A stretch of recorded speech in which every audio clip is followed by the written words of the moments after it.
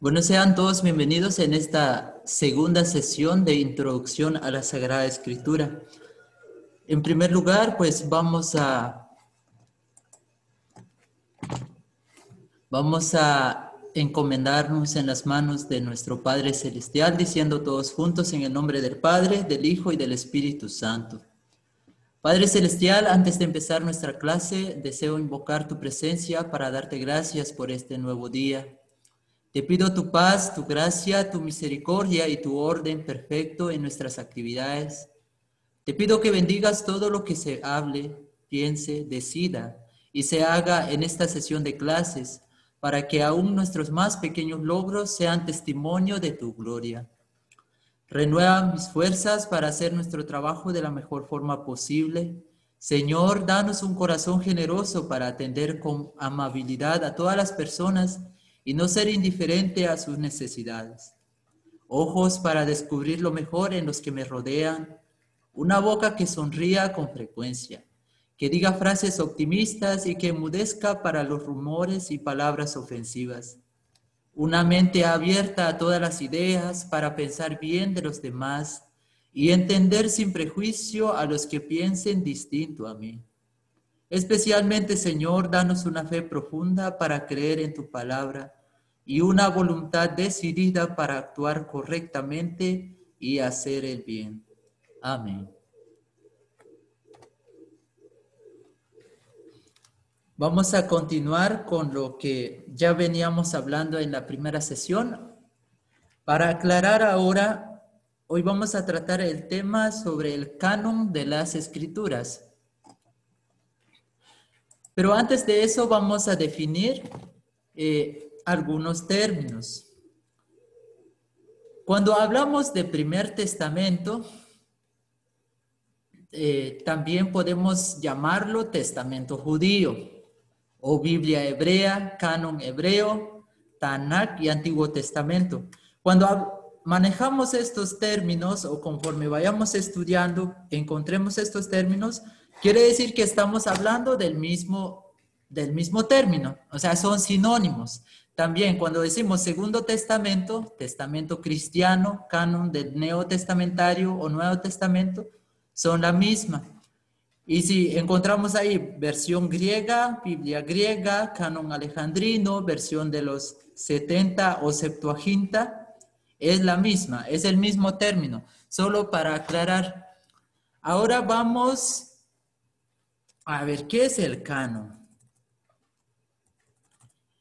El canon, pues, viene derivado del vocablo griego, que quiere decir canon. Bueno, en ese tiempo, pues, se manejaba como el tallo de caña. Pues lo usaban para medir, era una medida de longitud, por tanto, era una regla, un modelo para la gente en ese entonces. Y seguidamente, pues, se empezó a manejar como una regla o norma. Y hasta al punto de que esto llega a formar parte de algo importante ya en la escritura, ¿no?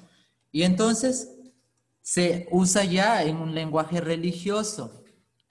Por eso es que llamamos canon bíblico al conjunto de libros, pues que desde finales del siglo IV, después de Cristo, pues ya forman parte de la colección de libros considerados como inspirados. Y eso es lo que debemos tener en cuenta. Canónico, pues hace referencia a los libros que pertenecen o han sido admitidos. Y por tanto, el verbo canonizar significa aceptar o admitir en el canon. Canonicidad, pues ser parte de la colección de los libros canónicos. Cuando hablamos de libros que están dentro del canon, también encontramos estos términos de los libros protocanónicos, deuterocanónicos y apócrifos. Y vamos a definir cada uno de ellas para que puedan manejar estos términos. Los libros protocanónicos. Lo llamamos así pues al primer canon y pues esto designa un conjunto de libros considerados como inspirados desde la antigüedad. Por ejemplo, podemos decir también el canon hebreo. El deuterocanónico pues significa segundo canon. Así lo llamamos a los libros pues que son rechazados por el canon hebreo, y eso es lo que es algo interesante como para poder entender y ver cómo va la secuencia de todo esto, ¿no? Pero aquí podemos ver que son acogidos por el canon alejandrino. También podemos llamar con este nombre a los libros que en principio pues a algunas comunidades les parecieron dudosos, o sea, no lo querían aceptarlo dentro del canon, hasta que se formó el canon definitivo. Entonces de aquí que los libros deuterocanónicos pues son 14, 7 del Testamento judío y 7 del Testamento cristiano. Los deuterocanónicos del Testamento judío pues son Tobías, Judith, 1 y 2 de Macabeos, Baruch, con la carta de Jeremías, Ben-Sirach y Sabiduría. Y los del Testamento cristiano, pues ahí está Hebreos, Santiago, la segunda de Pedro, segunda y tercera de Juan, Judas y Apocalipsis. Mientras que los judíos, pues, no admiten los deuterocanónicos. Los protestantes, en este caso, solo admiten los del Testamento cristiano. Cuando hablamos de apócrifo, ahí como vemos en la presentación, pues la palabra apócrifo significa escondido u oculto. Entonces, ¿qué tiene que ver esto? Pues son aquellos libros que no forman parte del canon bíblico. Es decir, que ni judíos ni cristianos, los que reconocen como inspirados, no los reconocen como inspirados, no los reconocen.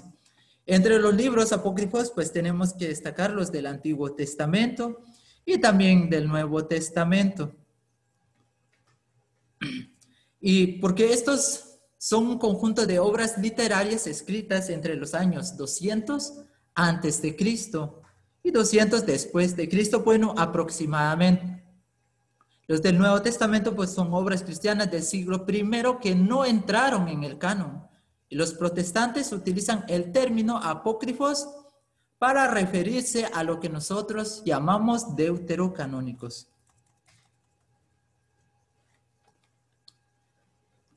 Ahora vamos a ver el canon católico para el Antiguo Testamento.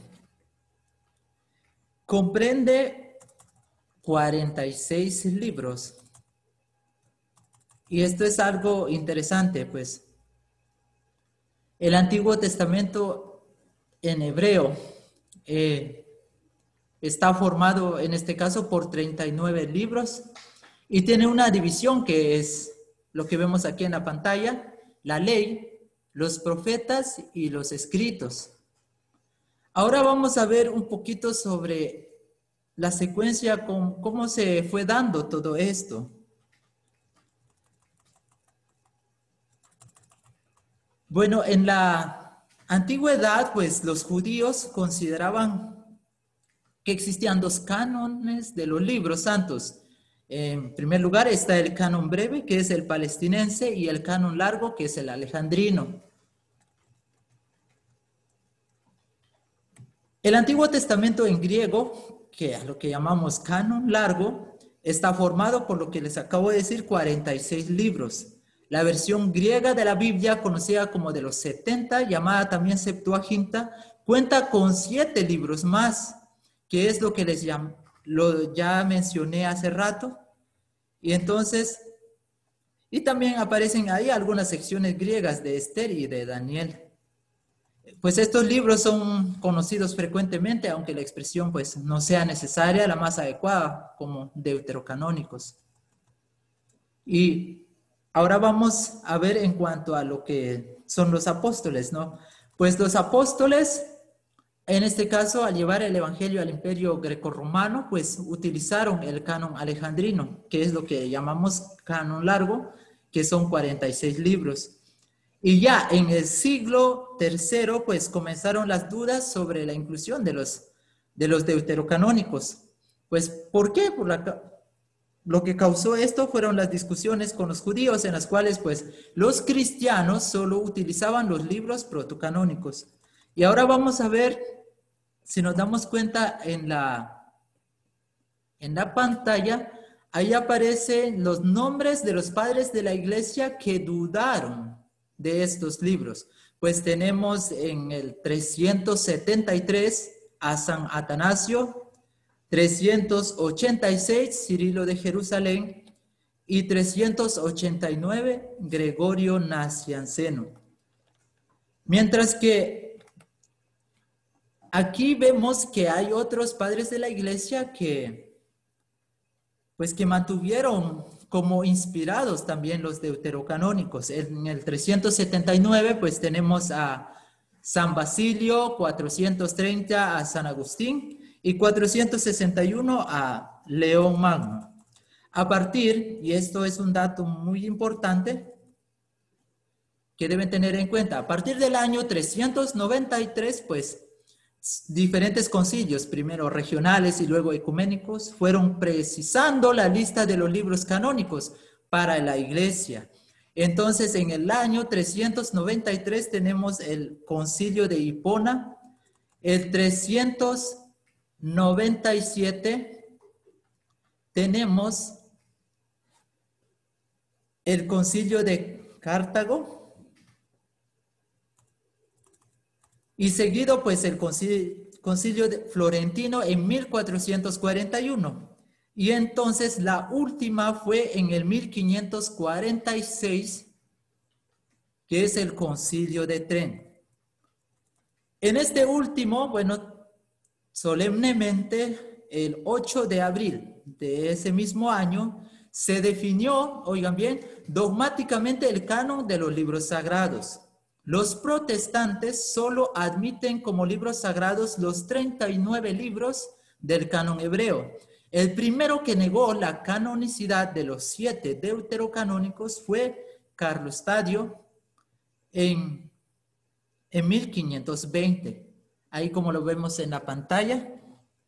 Y seguido pues viene Andreas Rudolf.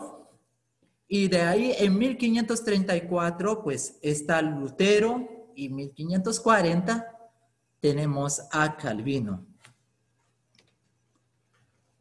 Ahora vamos con el del Nuevo Testamento, que comprende 27 libros. Pues, ¿cómo se divide esto? Está en 4 partes.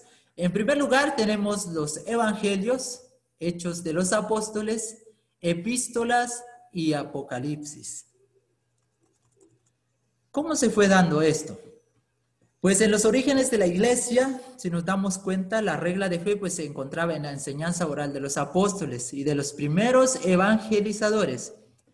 Pues pasado el tiempo, pues se sintió la urgencia de consignar por escrito las enseñanzas de Jesús y los rasgos sobresalientes de su vida. Este fue el origen de los evangelios.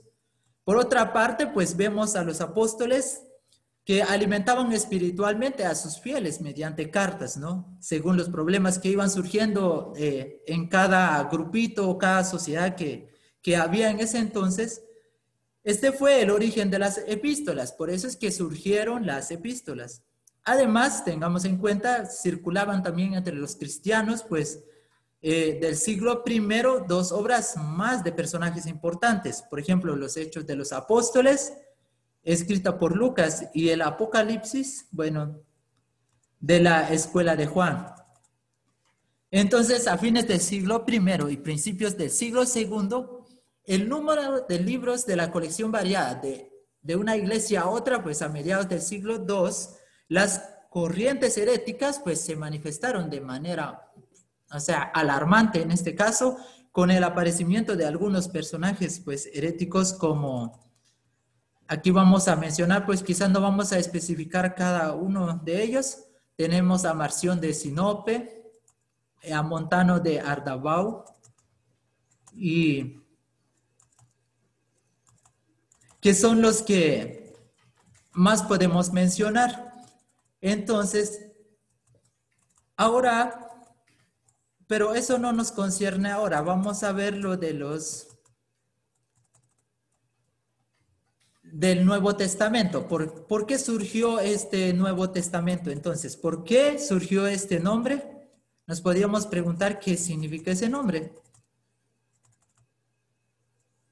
El Nuevo Testamento surge a raíz de dos textos bíblicos que ahí vemos en Mateo 26, 28 y Hebreos 8 del 6 al 13.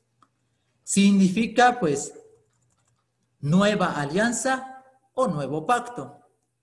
Ahora es Tertuliano pues quien por primera vez usa el término de Nuevo Testamento para aplicarlo a estos libros bíblicos alrededor del año 200 después de Cristo. Bueno, algunas de las fechas que se sostienen pues no es que sean realmente así fueron y en esos años fueron, ¿no? Sino que son aproximaciones. Bueno, los escritos paulinos, por ejemplo, la primera de Tesalonicenses está entre el 50 y el 60 después de Cristo.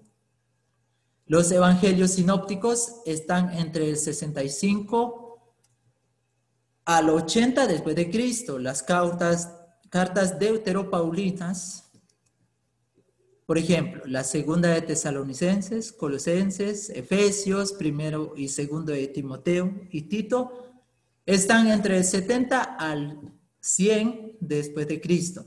Las cartas universales, pues 85 al 95 después de Cristo. La literatura juánica, que está entre el 90 al 100. Y el Apocalipsis, que es el último libro del 96 al 100 después de Cristo.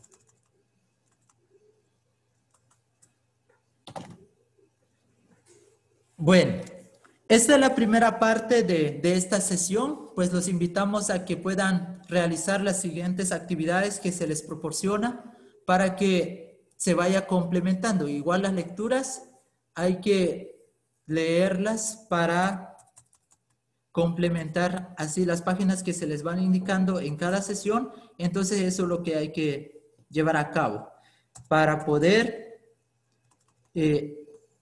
conocer más esta historia tan interesante. Bueno, ¿qué más? Les deseo suerte y gracias. Vamos a terminar con una oración diciendo en el nombre del Padre, del Hijo y del Espíritu Santo. Amén. Gracias, Señor, por esta oportunidad que nos diste de poder conocer más la historia de cómo fue, cómo empezó a surgir tu palabra y ahora aterriza siempre a nuestra actualidad y encomendamos en tus manos nuestra vida y sobre todo nuestra formación. Por Cristo nuestro Señor. Amén. Muchas gracias.